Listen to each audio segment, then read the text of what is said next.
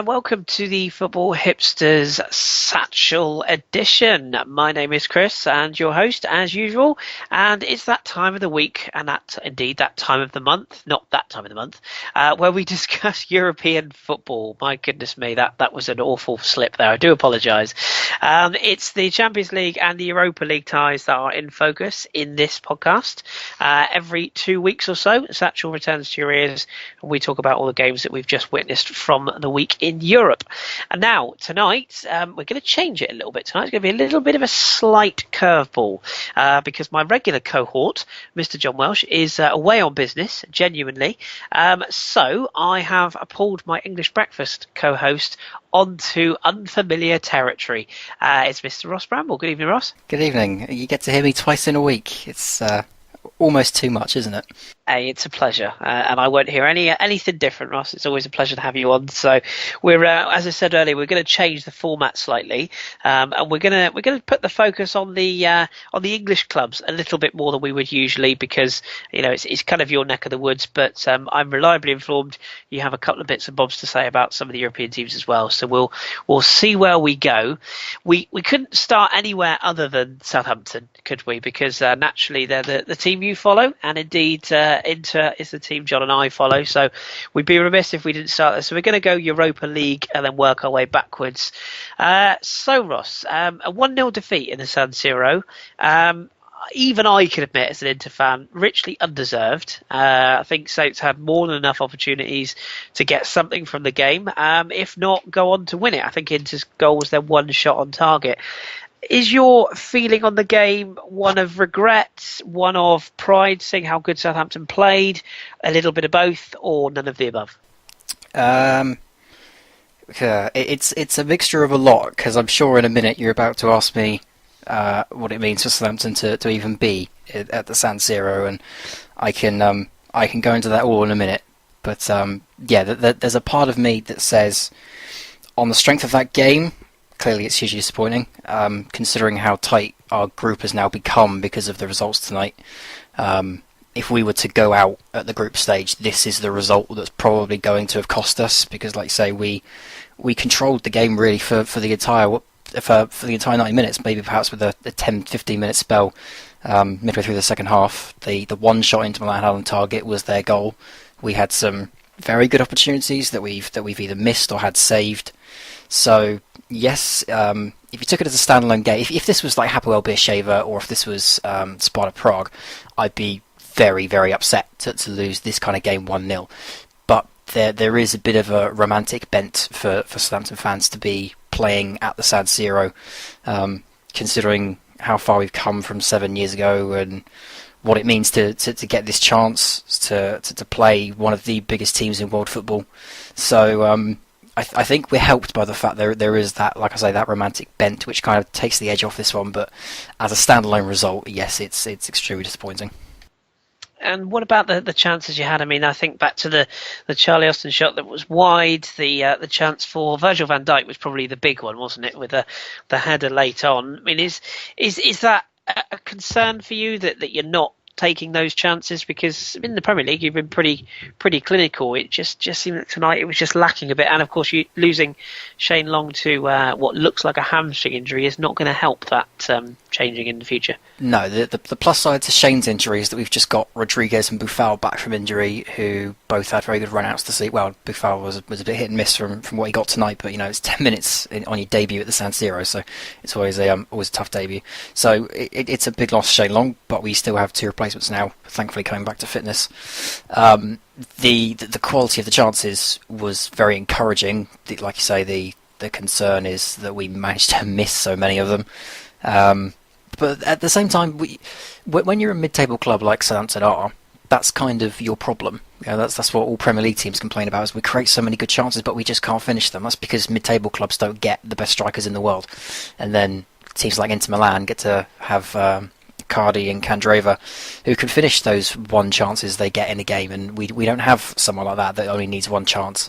So it's the difference between us and Inter Milan, is that they got one chance and they took it. We couldn't.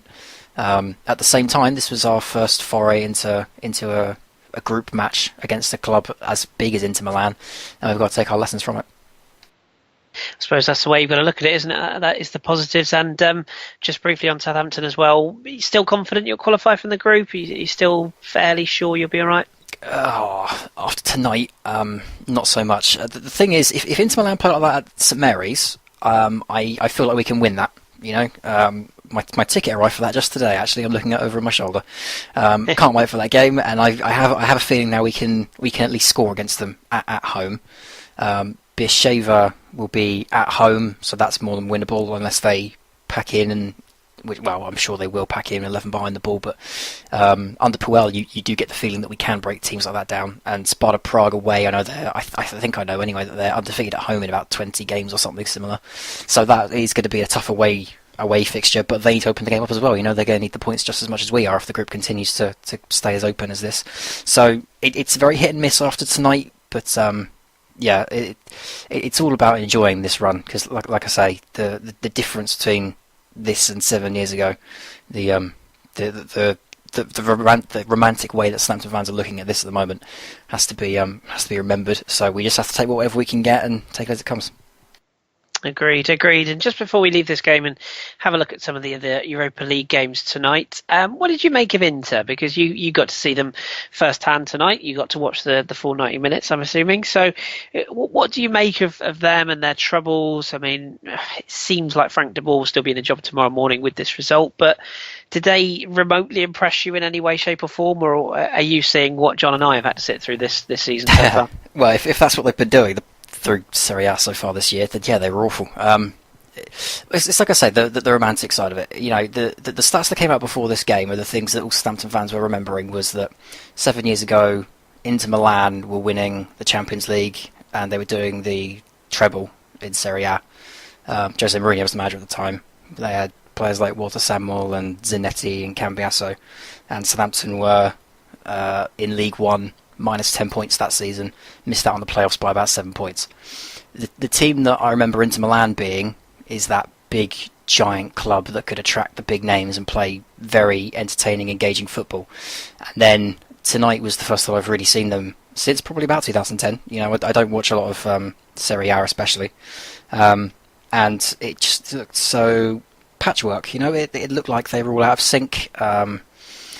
There were so many missed passes. You know, they were so slack on the ball. They weren't pressing us very high.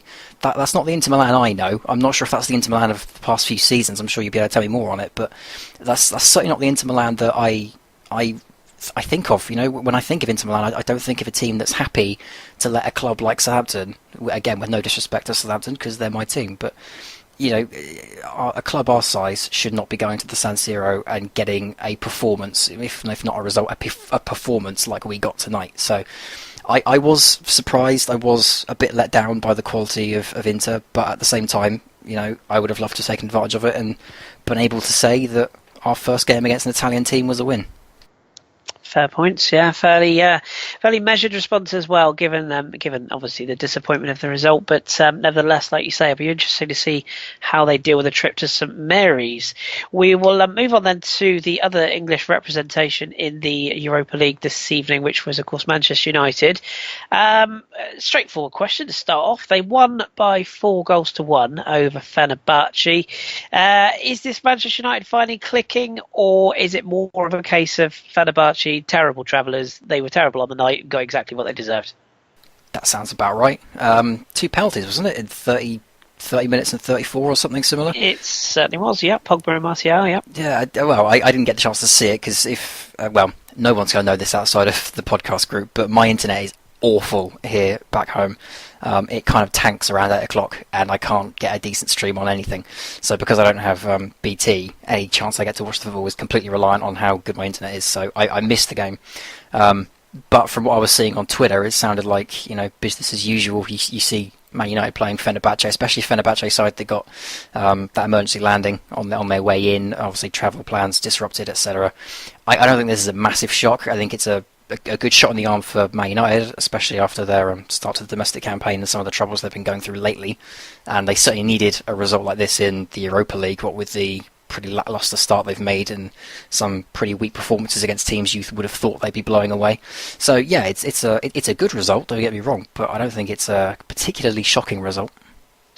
No, and I must admit, one of the goals from Pogba, the second goal, was a terrific take. A bit of a thunder bastard from the edge of the box. So fair play to him for that. But the lineup for Manchester United did include a certain Mr. Wayne Rooney, who he was playing up front. He was the lone striker. Didn't score again. Not particularly good. A little surprising he didn't get a penalty, really, isn't it? Yeah, if they get two in a game, you surely give one to Wayne Rooney. It's a very fair point. That never even crossed my mind, to be honest with you. So yeah, very fair point. I guess the question I've got for you again, as a man who's followed England and obviously the English Premiership at great detail, do you get the impression? Do you get the feeling that this is starting to become the end of the Wayne Rooney that we probably knew and remembered from the original days, that teenager that burst out of the shadows? Do you feel like this is kind of coming to the end of the era for him? I think we're halfway through it. I think Wayne Rooney went downhill the day he told Man United he wanted a new deal or he'd walk. You know, that's when I noticed the slump in Wayne Rooney. That's when people started questioning whether he could still go, whether he was still good enough to be up front, because you have to be good to go to Sir Alex Ferguson and knock on his door and say, "Oi, I've won a new contract or I'm leaving." Ever since then, I don't think he's been the same player. I think he has lost a certain edge, and it doesn't overly shock me to see that he's now being debated out whether he should even be in the lineup or whether he should be in midfield or whether he should be up front. You know, Wayne Rooney hasn't been Wayne Rooney for a good 5 years now, in my opinion. You know, the kid that broke out at Everton was meant to be an absolute world beater, and the one we've had recently has been a far cry from the potential that we thought he could reach. So it doesn't shock me to see him in the state he's in, but you still have to help him. You know, he's still a talisman, he's still your club captain, and the fans still get behind him. You know, they were chanting for Rooney to have the penalty, from what I hear from a friend. So you know, it's a strange situation with Rooney, and he has to be put in somewhere because you can't just throw him out. But you know, for me, I don't think he's good enough to be in that starting 11 anymore, considering the talent that's in that squad. Yeah, I concur, and that's a very good point about the contract thing. I must admit, I felt the same way. I actually felt like he probably should have moved at that point, if I'm honest. Oh, you can't kick off at Sir Alex, can you? Without suffering something. And I was amazed that he even stayed, and I think he did an apology tour, didn't he, and went round to all the big sports outlets and did an interview and said, "Oh, I didn't mean it," etc. But that's not enough. You know, you can't, like, with a manager at a club like that, something has to give, and I don't know what it was that gave. I don't know if he got scolded or told that no one would want him or that he wouldn't be allowed to leave or whatever it was, but I don't think he's been the same ever since then.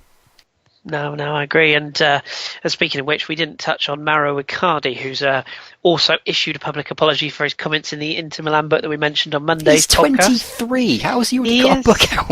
Oh, it's ridiculous. I'm 22. I've not lived a good enough life to put a book out. The same reason that a young Katie Price had an autobiography, I would suspect. Oh, that's weird, isn't probably is why. But no, he's apparently out of his own pocket, God bless him, decided to pay for reprints of his book without the chapter in it that caused so much offence. I think I agreed with, I think it's Jermaine Genius when he said it's a little bit late for that. But you can't forget it, can you? You can't undo what's been said, can you, unfortunately? Trust me, in life, I've tried that many times. It doesn't work, sadly. Moving swiftly onwards, there was, of course, another British representation in tonight's Europa League games, which saw Dundalk, lowly Dundalk of the Irish Republic. Well, they took the lead over Zenit St. Petersburg. I can only imagine how that goal went down in Dundalk. Is it the Taulaut Stadium? I never know how to pronounce it. Anyway, it's in Dublin. I'm just trying to desperately remember that fact I sent to you a couple of weeks ago. Oh, do you remember goal? The first goal by an Irish team in? No, it was the other one. They won. They drew in their group. They drew. The winnings from that game was the same amount of money as like 30 wins in their domestic league or something. That's right. I'm trying to desperately remember what the years were, but yeah, they won enough money to see them through for the next like 30 years or something from that draw. Incredible. And they must have saw pound signs in their eyes tonight when they went 1-0 up on Zenit St. Petersburg, a goal from Benson, and all seemed to be rather rosy. Unfortunately, Mac and Giuliano got the goals to secure the win for Zenit St. Petersburg. But yeah, Robbie Benson putting them in front, the 24-year-old, and I just really wanted to give a bit of a nod and a wink to Dundalk. Really, I'm not going to sit here and pretend I watched the game because I didn't. But fair play, and again, support your club as you do, Ross, who's come through the dark times and has come through the lower leagues essentially to be in the position where you're in the Europa League now. I mean, like you just said there, the money and the prestige of being in this tournament, I mean, they're on a wonderful time as it is, aren't they, really? Yeah, I was going to say, the Europa League gets a lot of crap from fans of bigger clubs. But I remember a couple of seasons ago, actually, when we were in the running for the Europa League place, and it ended up we needed Arsenal to win the FA Cup to qualify that year. I was sat in one of my uni lectures, and the guy was overhearing me talk to a friend about it, and he's a Man United fan, and he turned to me and he said, "Are you sure you want to be in the Europa League? Because of what it does to teams." And I looked at him and I just thought, how out of touch are you with the idea of the Europa League? I know the Thursday schedule isn't great, but for clubs like Southampton, it's the be-all and end-all. I know for Arsenal, for Man United, for even Man City these days, it's the B Cup in terms of European football. But you go down to clubs like Southampton, and where we were 7 years ago, and then you go even further down to clubs like Dundalk, who are swinging for the fences in the group stage they shouldn't have even qualified for, and they're getting points and they're scoring goals and they're travelling the world. That's the magic of the Europa League. That's where this competition comes alive, and it does get lost a bit because it gets treated so badly with Champions League clubs dropping in. You have to remember the smaller names. That's where the real magic is. To have a club like Man United in this competition is massive for whoever draw them in the next round. If it's Apoel or someone, that's a massive once in a lifetime draw for a club that big. Or even if Dundalk managed to sneak through, these are the fixtures that make the Europa League so special. And Dundalk are a huge part of it this year. Completely agree. And as we say, it's a huge achievement for them to be where they are. And at the end of the day, they are on a road, and they're on a fun road, and they're going to enjoy this. And who should take that away from them? Whether you rate the Europa League or you don't, it's a magnificent achievement for them to even be in this position. And God bless them. I hope they enjoy themselves. So let's go through the other results then from tonight's Europa League. We're just going to whip through these. Celta Vigo played Ajax in one of the early games. That ended in a bit of a thriller, actually. 2-2 draw. Goals from Ziyech and Yunus for Ajax. Ziyech, one of those players we're keeping a close eye on here at the Football Hipsters podcast, one for the future. Fontas and Orellana with the goals for Celta Vigo. Standard Liège and Panathinaikos, also a 2-2 draw. Victor Ibarbo, formerly of Watford, I think I'm right in saying, and indeed in Serie A. He scored twice, and 2 goals back. They were 2 goals down. So Standard Liège came back. Edmondson Jr. and Belfodil getting the equaliser there, so it ended in a 2-2 draw. Steaua Bucharest with a 1-1 draw against FC Zurich. Kone and Gubolovic, I think that's how you pronounce that. I hope so anyway. Villarreal came from 2-0 down away in Osmanlispor. Ruchescu with 2 goals for Osmanlispor put the Turks 2-0 up and flying, but goals from Dai and Alexandre Pato. Yes, remember him, he's still going. He got the equaliser. That was goals after Guiven had been sent off for the home side. You can't help but feel that affected the game. Hapoel Bethsheva losing 1-0 at home to Sparta Prague. Paul Crab with a goal there. Shakhtar Donetsk dispatching Ghent with severe ease. 5-0. Kovalenko, former Hipsters choice, getting one of the goals for Kunda Ferreira, Bernard, Tyson and Malishev, with the 5th goal. Konyaspor 1-1 with Sporting Braga. Koka for Braga, equalising Milosevic's goal for Konyaspor. Slovan Liberec 1-3 reverse, lost to Fiorentina at home. 2 goals from Kalinic, 1 for Babacar there for Fiorentina. Karabag beating PAOK Salonika, a bit of an upset that one. 2-0. Danny Quintana and Amin Rikwelev with the goals for Karabag. That's a good result. Schalke winning a game, hurrah, 1-0. Konoplyanka with the winner in Krasnodar in Russia, but that was cold. And Nice with a superb victory over Salzburg. Tom won't be happy with that one. Alisson Player with the winner for the French side. Genk beating Bilbao. That's another turn up for the books. Brabic and Ndidi with the goals there. Rapid Vienna drawing with Sassuolo. That was a 1-1 draw. A Scramel own goal after Schaub had put Rapid Vienna in front, or Rapid Wien, I should say, in front. Rapid Vienna will come to them next. They drew, Austria Wien, I should say. Of course, I'm getting all my Wiens and my Viennas mixed up. Austria Wien, they drew 3-3 away at Roma. What a result that is. Roma were 3-1 up at one point. El Shaarawy and Florenzi with goals. But 2 late goals from Prokop and Coyote with the equalisers there, and Wien take a point. A 2-1 victory for Astana, the Romanians, away in Victoria Pilsen, cracking result that for them, and also Maccabi Tel Aviv winning, I should say, away. AZ Alkmaar losing at home there by 2-1. Scarone and Golassa with a late winner there.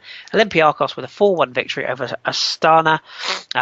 2 goals there for Seba, who played against Arsenal in the Champions League a couple of years back. Young Boys of Bern, a hat-trick from Aro with 3-1 victory over Apoel. Feyenoord beating Zora by 1-0. Slightly frustrating for me, but don't gamble, kids. You know it's a bad idea.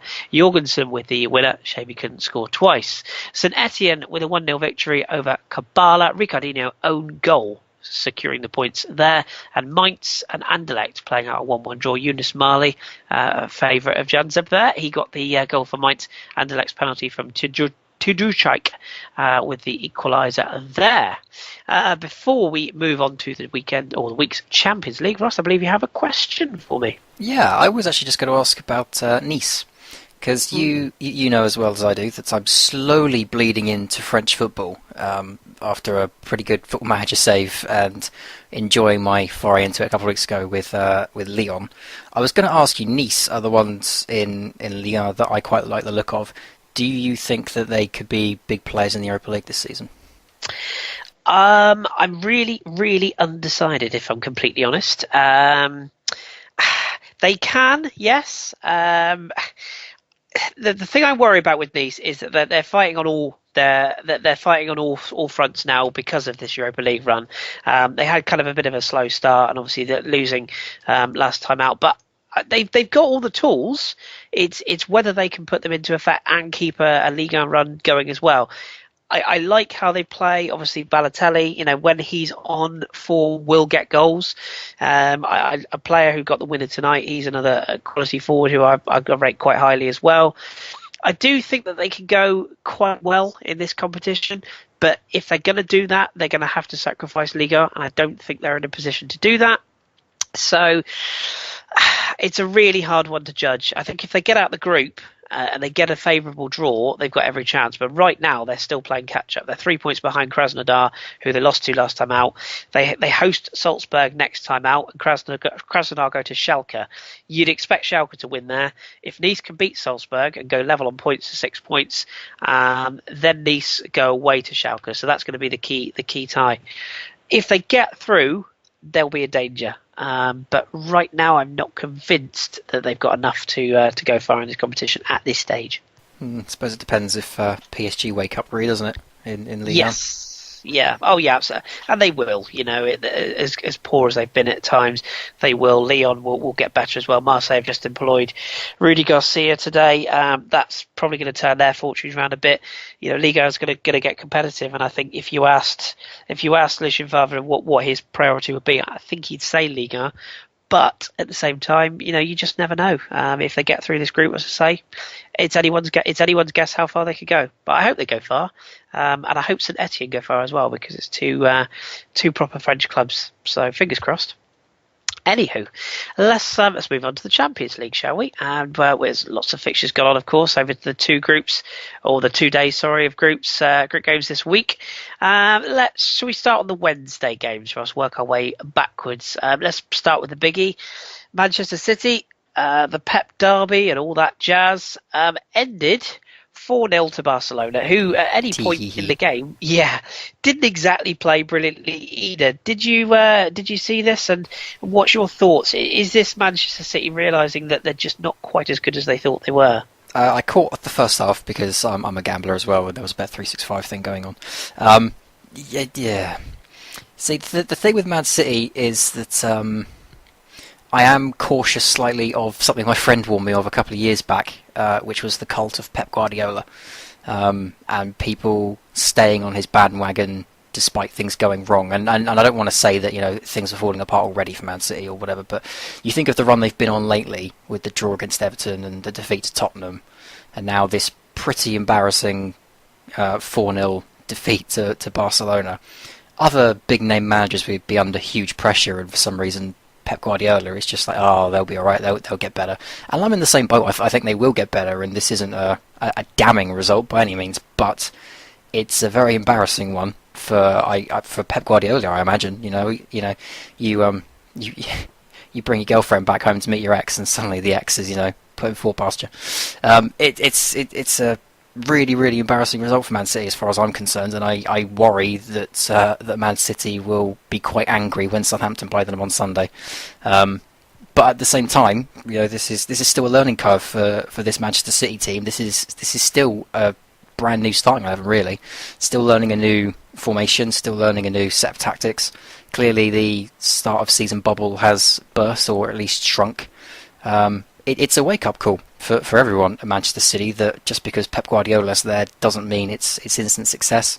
He didn't win the Champions League with Bayern. He's got an even bigger job on his hands with Manchester City, and I think this result just kind of underlined how big that challenge is. Yeah, agreed. And Claudio Bravo didn't have the best of nights either, did he? With some very shaky moments, culminating in a poor back pass, handling outside his box and getting sent off. I do wonder if Joe Hart might have watched this game and thought, well, I could have done a little bit better there, but I suppose that's the obvious thing to say. But nevertheless, Barcelona, not particularly impressive, I didn't think, really. I didn't think they had to do too much to work for their goals. Unfortunately, Manchester City kind of presented them with their goals. But nevertheless, they took their chances, they got the win, and they move on to Manchester next time out. It'll be interesting to see how the tactics are changed, if indeed they are changed. If the tactics are changed, yeah. Yeah, absolutely. What about Celtic? I want to speak about next, again, focusing on our British clubs. They lost at home to John's Gladbach. I don't know if you saw the highlights of this, but two very good goals, actually. Kolo Touré's comments after the game were quite interesting. What Celtic? Do you think the Europa League is more going to be something they can focus at or aim at? Because you've got to think this group is probably beyond them now. Yeah, I think the Europa League is kind of Celtic's level. I know Brendan Rodgers has talked a good game about them being a top 6 or a top 4 club. I can't remember what he called them if they joined the English Premier League, but I don't think Celtic are in that realm, and I think you see that in the Champions League because they turn up for the big nights. When they beat Barcelona a few years back, the 3-3 draw with Man City, they always give the biggest teams a very good game. But when you bring them up against mid-table sides from other divisions, you normally start to see some cracks, and I think Brendan Rodgers is a good fit for Celtic, and what he's doing there is fantastic. He's got some players that I really like there at the moment with Moussa Dembele and he's the Aston Villa lad, his name's escaped me. Scott Sinclair. Scott Sinclair, yeah, I know him because of his girlfriend Helen Flanagan. He has a good team building there. That they are a very good, quick counter-attacking outfit, but they always seem to come unstuck against the mid-table sides, against your Gladbachs. So Europa League, I think, is a good target for them, but I suppose it really depends on how clubs react to falling out of the Champions League and going into the Europa League. Because, like I said earlier, some clubs see it as a demotion, and I would imagine Celtic are one of those clubs that would say, "Oh, well, we've just left the Champions League, now we've got to play this blooming Europa League thing." So I don't know. I don't really know how they'd react to life in the Europa League if they came back into it. So yes, I think the Europa League is a far more realistic target for Celtic, and it wouldn't overly shock me to see them do well in the Europa League. But the Champions League is, realistically speaking, where they belong because they are the best club in Scotland. But they always seem to come unstuck against teams that are kind of on their level from around the continent. Yeah, a bridge too far, maybe for Celtic, but nevertheless, it's all a learning curve, a good experience, and as you say, if they get into Europa League, it'll be interesting to see how far they can indeed take it. But a club that didn't have a problem last night was Arsenal. Now we got some stick on YouTube the other day from a listener saying it's basically just a bit of an Arsenal chat and an Arsenal loving, and I responded to them. I said, well, in fairness, I did go to the game last week when we were doing English breakfast, so we did put the focus on my experience for that, but we're not going to spend too much time on this game for the fear of upsetting the natives. But Arsenal 6, Ludogorets 0, fairly comprehensive, fairly straightforward. A few scares. Credit where credit's due. The Bulgarians came to play, and they gave as good as they got. But ultimately, comfortable for Arsenal. And can you see any way that Arsenal don't progress from this group now as group winners? I mean, PSG are level on points. Obviously, Arsenal and PSG are going to go through 6 points clear of both Basel and Ludogorets. But who would you fancy in what is potentially looming to be the playoff between Arsenal and PSG at the Emirates for who tops the group? Who do you favour? Cool. Well, I would say Arsenal, but at the same time, that depends on how PSG can address their problems in Ligue 1 at the moment. If they can rediscover some form, they can make that a much tougher game. I don't think Arsenal have got the greatest recent record against PSG either from immediate memory anyway. So it's always a tough fixture against PSG, and they always give English clubs a very good game. So for me, it kind of depends on whether the tide turns back in Ligue 1. But it's always a good fixture, Arsenal PSG, and Arsene Wenger never relents. He always wants to attack. Sometimes that plays in his favour, and sometimes it doesn't. Very good win for them here. Hopefully, it's a confidence booster going into the last few games of the group stage. But as for the gunsling match between them and PSG, it's always tough. Like I say, PSG always give a good game, but for me, I think it depends really on who comes into that fixture with most momentum. Agreed. Yeah, agreed. It's going to be quite the night at the Emirates under the lights, I would imagine. But we shall see. There is, of course, a game in between that, which Arsenal, of course, go to Bulgaria to face Ludogorets. Then, of course, they will go to Basel, and the PSG have got Ludogorets and Basel again as well before they play off in the final round. So that will be interesting. I'm frantically checking actually just to make sure I'm actually right about that, because I know the fixtures come thick and fast in the Champions League. So I will just double check that, but I'm pretty sure Arsenal play Ludogorets next. And then, it's good job I checked. You see, Arsenal PSG is group or match game 5. So yes, there you go. So it could all be done and dusted by match day 5. We shall see. Good job I checked. You see, terrible planning that was. Right, let's move on then to the other English representation from the week's games. Tottenham Leverkusen. Wasn't much of a spectacle, 0-0. I think Leverkusen were certainly the better side second half, Spurs certainly the better side first half. Who do you think comes out of this game feeling better? I mean, would it be too obvious to say it's Tottenham? Because let's not forget, they did lose the first game at home to Monaco at Wembley. So would they have not looked at Leverkusen and thought, we probably need to go to Germany and try and get a win here?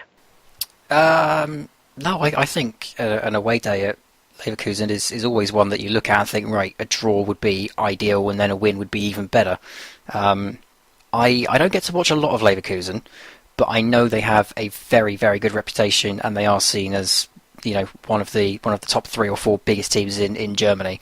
I know they are extremely dangerous, and they're not someone to sleep on. So the build up to this game was there was going to be floods of goals in it, and it ended up being a rather stale 0-0. I think for Tottenham was just grinding out something and making sure they didn't get embarrassed or get or at the very least make sure they got something from the game, something to take confidence from, something to go into their next Premier League fixtures with. Let's also not forget they've just lost Alderweireld. Apparently the injury is not as bad as we speculated on the English breakfast, so that's great news for them. But with changes in the back line, with Kane still getting back to full fitness, I don't think they could afford to go too gung-ho. I think they had too many of their own weaknesses to look after. I think Leverkusen did exploit some of them. It sounded like it was very much Ludogorets. It was Leverkusen's to win, but I still think that's a very good point, and I think it's a bigger blow for Leverkusen to have not finally got their first win in the Champions League. Yeah, it's one of those games that it promised a lot, and it was supposed to be like the entertaining sort of end to end, both teams going for it, and then it was really not particularly that for very long. Don't get it wrong, it wasn't a bad 0-0, but it wasn't probably the spectacle that you thought it might be. But nevertheless, as you say, point for Spurs away from home. They'll be pleased with that, and also pleased will be Leicester City, or should we call them Jekyll and Hyde City? Because again, Ross, we've covered Leicester on the English Breakfast a number of times this season. I think we both agreed in the pre-season pod that we didn't feel Leicester would potentially retain their title or even have too much of a run at retaining their title. But could we have predicted just how erratic their form would be in the Champions League compared to the league? In the Champions League, they seem to be very motivated, very together. A 1-0 victory with the victory over Copenhagen at the King Power Stadium. Riyad Mahrez, who of course was left out at the weekend. Claudio Ranieri is saying that he wants to transfer the form into the Premier League, but do you think it's just purely Champions League is what's motivating Leicester at the moment? Because they're doing all right in this group, aren't they? Yeah, well, I think as soon as we saw the group, we all kind of thought that this was very winnable for Leicester. I don't think many people would have said they would have won all three of their opening games and been relatively comfortable in them, because if you were new to football, you just look at that table and you would have thought Leicester were a Champions League regular, considering how well they've done. At the same time, we spoke about it on Sunday, just this past week. Maybe the feeling is for the players that this is a once in a lifetime opportunity for the Champions League. Give it all you've got. And I said on the weekend that I'm more worried about what happens for them in the summer. If the league position falls away, which it was always going to, they were never likely to retain their title. They need to put themselves in the shop window, especially on a European stage. They need to show that they've still got enough about them. So maybe the players are thinking that this is our once in a lifetime shot. This is our reward. We get a chance to run out at the European competitions and show what we can do. And maybe that motivation is lacking in the Premier League. I don't know. I don't like to put that kind of message out there, considering what a fantastic achievement they pulled off last year. But that's certainly the impression you get from these kinds of results and performances. Yeah, I think that's again well put. I think I guess there's a natural drop off when you look at that squad and you think they must be thinking Champions League. It's probably a one-off. We're probably not going to get back in again. You do also worry about fitness as well, don't you? Oh yeah, you look at. I don't mean to keep harping back to us, but you look at the way Southampton are doing it, where every time we play, we're rotating 4 or 5 players, and Leicester essentially play the same team week in, week out, with exception of Mahrez or Vardy drop this week just to rest the legs. They seem to be doing it with an 11, and that's always extremely dangerous, especially considering some of the clubs they've got to go and travel to.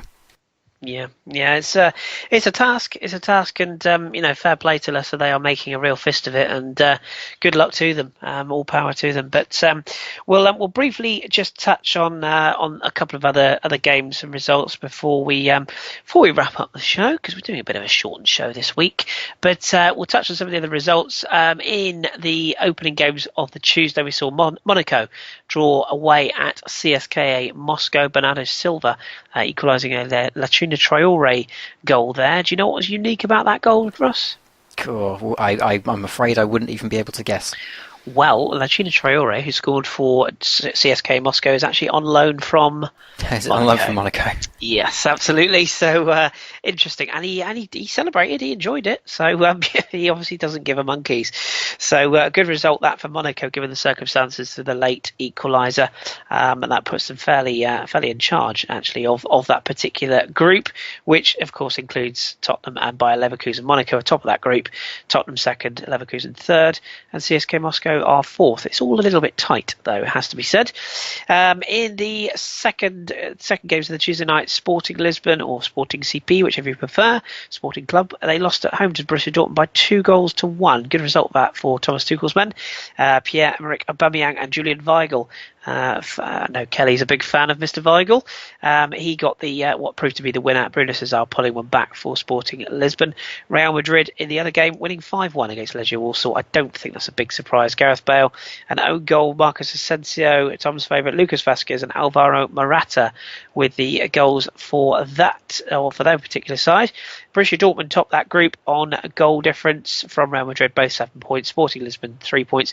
Legia Warsaw absolutely nothing. And in the other games that night, Club Brugge lost at home to Porto by 2-1. Leon and a late injury time winner from Andre Silva from the penalty spot after Vossen had put Bruges in front in that particular game. And of course Leicester City beating Copenhagen. Yeah, I don't think it is, but I will look it up. It might be, actually. Yeah, I'm about to say, former Middlesbrough, I wish with the Championship, he was fantastic. It is. No, you're absolutely right. It is. Former Burnley as well, of course. Yeah. Yellow Vossen. There you go. Good knowledge, that man. So Leicester are actually in charge of that group as we speak. That's Group G, 9 points. So 3 wins out of 3. Copenhagen are second. Porto rather surprisingly third, although they do share 4 points apiece.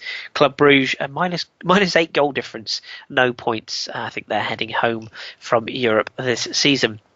Moving on to the Zagreb game with Sevilla, ended in a 1-0 victory for Sevilla. Samir Nasri, remember him?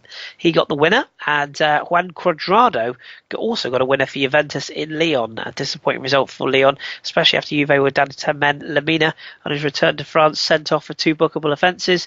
Gianluigi Buffon saving an Alexandre Lacazette penalty.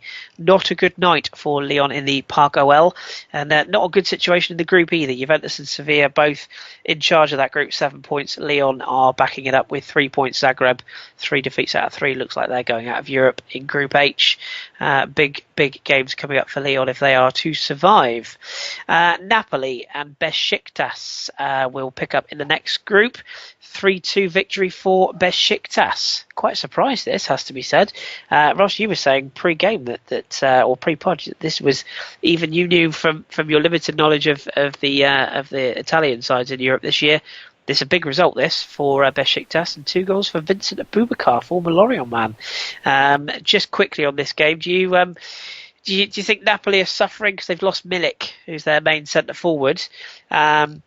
This kind of result, it will have a knock on it, won't it? Especially with their home games, they'll be looking to win their home games, and that they are still top of the group on 6 points. But Besiktas on 5 points, Benfica on 4, Dynamo Kiev on 1. Benfica winning away in Kiev by 2-0. Do you have any concerns that Napoli might throw this group away now? Well, to me, it seems like a rather frustrating slip-up. I think the thing that will frustrate them more than losing a game in this group is the team they lost it to, because that win for Besiktas really closes up this group and makes it quite congested now. Suddenly Benfica can hop all the way up to first if they get a decent result against Napoli. It just puts unnecessary pressure on Napoli, and that's one of the reasons that European football is always so tough, especially at group stages, is one slip up just puts so much pressure on the rest of the games you have to play. So there's a possibility of it having a knock-on effect for Napoli. I'd still say that out of the teams in that group, Napoli would be the clear and runaway favourites, and they really should be winning that group. But you just never know. It's a big loss, especially on home soil. And like I say, the real problem is it just condenses that table so much and just puts too much pressure on the next game you have to play. Yeah, very true, very true. Really surprising result there, indeed, and a very good result for Besiktas, who are right back in with the hunt now. In Arsenal's group, we mentioned that Arsenal, obviously, with that victory over Ludogorets, they're 7 points. PSG also on 7 points, as we mentioned earlier. 3-0 victory over Basel. Certainly wasn't as straightforward as it sounds. Basel had a lot of chances in that game. I think they hit the woodwork 3 times. But goals from Di Maria, Lucas Moura and Edinson Cavani with a late penalty secure the points there in Group A. And also we mentioned obviously the Celtic and Manchester City results in their group. Just to give you the group there, Barcelona 9 points, they're away and gone. Manchester City on 4 points. Gladbach now interestingly on 3, with Celtic on 1. Big game for Manchester City now, because if Gladbach get the victory over Celtic, which you'd fancy them to in Borussia Park, and if Barcelona take anything off Manchester City, they're suddenly in a bit of trouble. So it's a big game coming up on the next match day. And the final group, Rostov 0, Atletico Madrid 1, a victory for Simeone's men. Yannick Ferreira Carrasco put my teeth in with the winner there, the former Monaco man. And Bayern Munich absolutely shoveled PSV aside. Miller, Kimmich, Lewandowski and Robben with the goals. Narsing with a cracker actually back for PSV. But it's safe to say Bayern Munich deserved that particular victory, and they are just behind Atletico Madrid in Group D. Atletico Madrid 9 points, Bayern Munich 6, PSV 1, Rostov 1. It's a straight shootout for the Europa League, one would suspect. Goal scoring, Lionel Messi is the Champions League top goal scorer at the moment, 6 goals. Edinson Cavani on 4, Aguero 3, Aubameyang 3, Kimmich up there on 3, as is Mahrez, and of course the now injured Milik, and Mesut Ozil with his hat-trick last night also enters that list. Right, you are up to date on all things Champions League and Europa League for another match day. Before we end the podcast tonight, Ross, I just want to get your thoughts, particularly on the Champions League, just with regards to sort of how teams are progressing, how teams are going. Any teams that you've particularly been very impressed with, or any teams that you think are underperforming?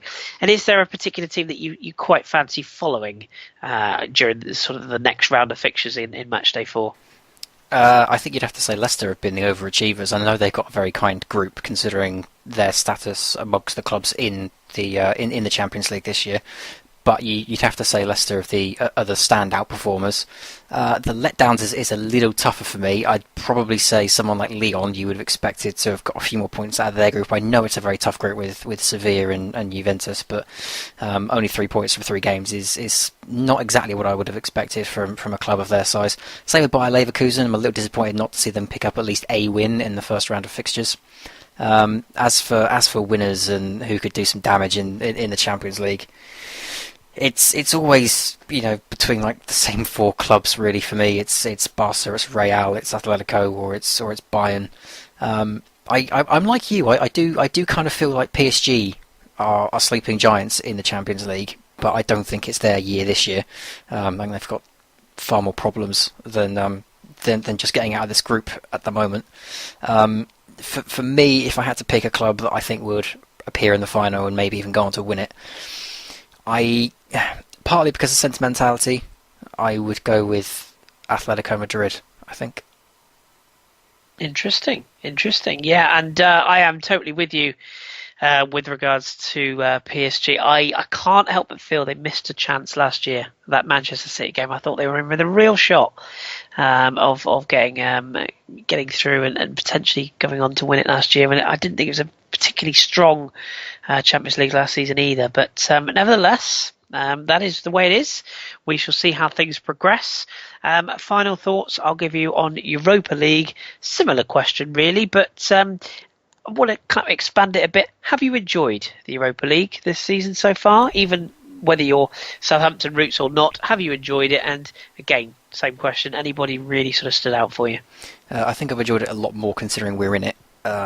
Normally the Europa League doesn't overly fascinate me, neither European competition overly fascinates me, because it's normally something I don't have to worry about us being in. For as long as I've supported Southampton, we've been miles away from European nights, so it's never been a competition that's particularly grabbed me. But actually being in it, getting the chance to see us go around all these different places and play these different clubs, it's really interesting to be involved in this tournament and to see it live, as it were.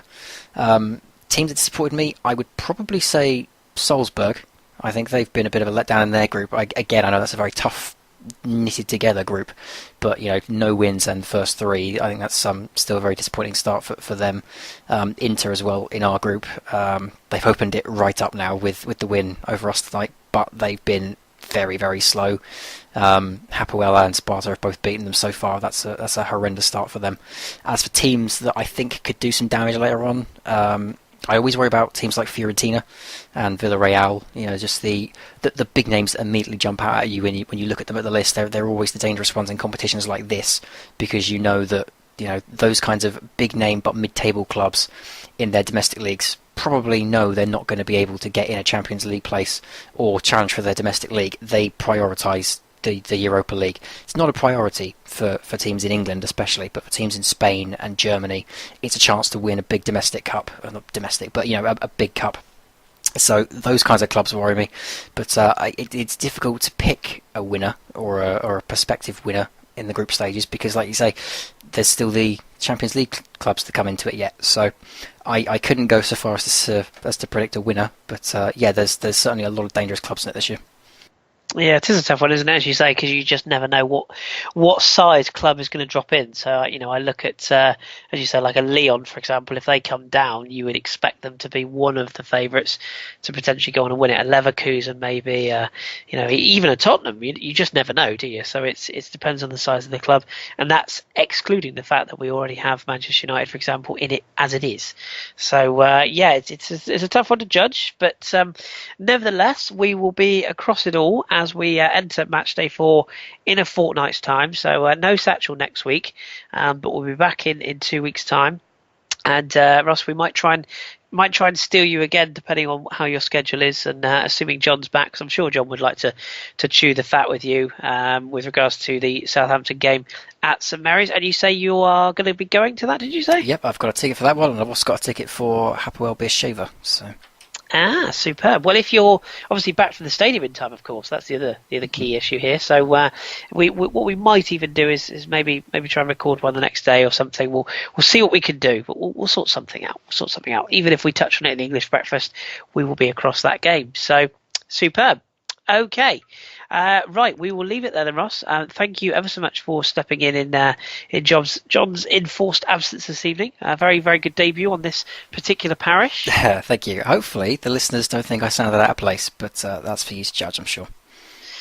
Well, I think you've done an excellent job, and as I say, given it was very short notice, and there's only the two of us, I think we've given our listeners something to enjoy. So thank you very much. Thanks for all the feedback. We haven't asked for questions tonight because we have been a bit manic, and I say didn't want to boggle Ross's mind with all this European stuff.